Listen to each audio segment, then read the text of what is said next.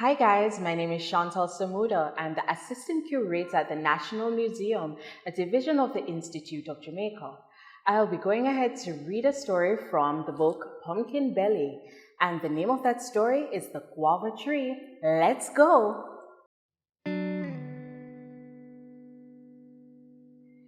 Keisha was a young girl who lived in a village high in the mountains. She lived with her stepfather, her mother having died when she was just a very little girl. Keisha's stepfather reared pigs, goats, and cows. He also grew crops like red peas, corn, callaloo, cabbage, and pak choy. Every morning before school, Keisha had to tie out the goats and feed the pigs. And in the evening, when she returned from school, she had to bring the goats back into their pen. When she came back with the goats, she then had to prepare dinner and wash her stepfather's clothes. Her stepfather treated her very badly. When her mother was alive, he treated her well. But once her mother died, he became mean. He worked Keisha very hard and gave her very little food to eat. And so she was a very skinny girl. One day, when Keisha took the goats out in the field, the billy goat was being very stubborn and tried to drag her about. Because the goat was very strong, it ended up pulling Keisha to a part of the field that nobody went anymore. The place was overgrown with weeds. In the middle to the tall winter grass was a large guava tree, lovely ripe guavas on it. Keisha was so hungry, she quickly picked some of the fruit and started to eat. It was the most delicious thing she had ever eaten. The first fruit tasted just like guava, but when she picked the next fruit, it tasted like brown stewed chicken. Another fruit tasted like roasted yellow yam, and yet another tasted like ackee and sawfish. Keisha was so happy. She wanted to go on eating forever, but she knew she should not be too greedy because she would need to come to the tree again. The night when Keisha got home, she was happier than she remembered being for a very long time. She went to bed happy, not minding the cold winds that came across the mountains and made it under the thin covers. While she slept, she dreamt. She dreamt of her mother sitting below the guava tree. Keisha, my girl, my one and only child, said her mother, stroking Keisha's head.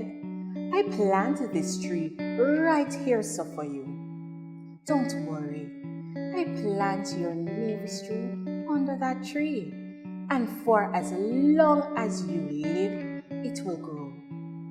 I did that because I wanted to make sure that you would get everything you deserve.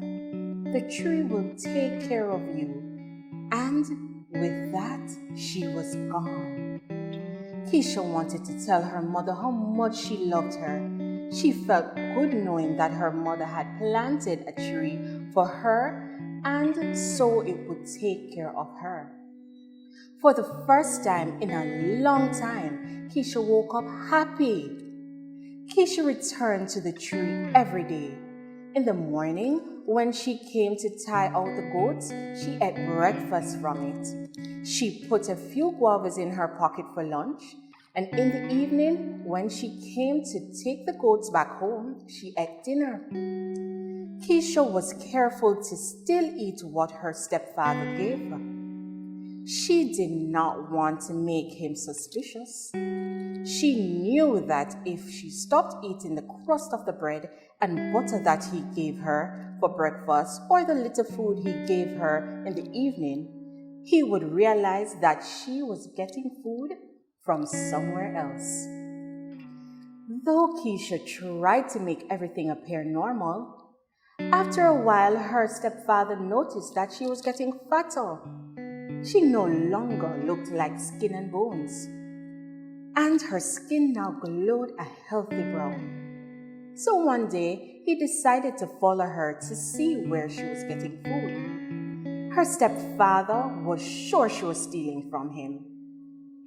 He followed her to their field, saw her tie out the goats, and then go down to her mother's old garden. While he lay on his belly in the tall grass, he watched as she picked the fruit and ate them. The stepfather could not believe his eyes. How could she be getting fat on guavas? The fruits must be made of magic, he thought. So after Keisha left, he decided to try to pick some of the fruits. He realized that if they were magic guavas, he would make a fortune at the market. The stepfather reached up to the nearest fruit, but he could not pick it. It was just out of his reach. He was sure it had been lower. So he tried to jump and pick it, but still he could not reach it. He tried to climb the tree, but the trunk kept getting taller and taller. He could not reach the fruits. Finally, in anger, he went for his cutlass and chopped the tree down. The stepfather then waited in the bushes to see what would happen when Keisha came back in the evening. When the young girl came and found the tree lying on the ground with the fruits already starting to wither, she bursted out into tears. "Oh, my mother, you see how they are treating your one picnic, your only child. What am I to do now, mother?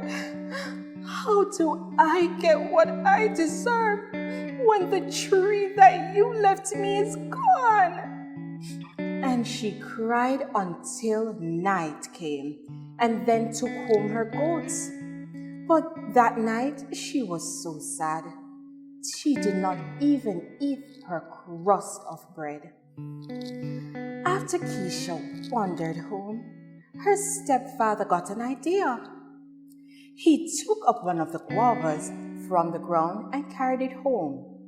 When he got there, he planted it in his own special garden, just above the house. He hoped that, like Keisha, he would get what he deserved. The next morning when he awoke, Keisha's stepfather went to look at the plant. Overnight it had grown into a massive tree, but the fruits on it were not guavas. They were long whip-like things. It was a mamalashi tree. As far as the stepfather knew, the fruit could not be eaten, but he thought maybe this one was different.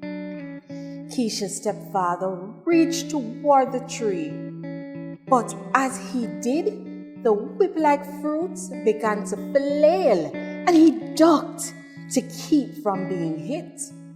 As he cowered at the trunk and the foot of the tree showed him images of how Keisha had suffered at the hands of him and how he treated her badly because he was so consumed with despair when her mother died. The stepfather felt great regret over his behavior. He knew that he had treated his stepdaughter badly and wanted to make it up to her, but he did not know how. In the meantime, Keisha had taken the goats to the field. She had already mourned the loss of the tree, but she was not a fenke girl. Even when she was quite skinny, the years spent carrying buckets of water on her head or cutting and carrying home wood for fire had made her quite strong. She was also a good farmer, So she went to see if the tree had completely died. When she got to the spot, she realized that there was a chance to save a bit of the trunk that was left. Keisha began to tend to the tree and tried to coax it back to life. When she got home that night, she found her stepfather in bed. He was very sick. Having been overcome with grief, he apologized to her for the way he had treated her over the years. Keisha, I beg you to forgive me, he said. I did not realize that I was doing to you. I am so sorry. Your poor mother left you in my care, and look how I treated you. Though Keisha felt a lot of resentment in her heart, she knew better than to keep bitterness inside, because that only made you unhappy. So she forgave her stepfather. Not long after, he died.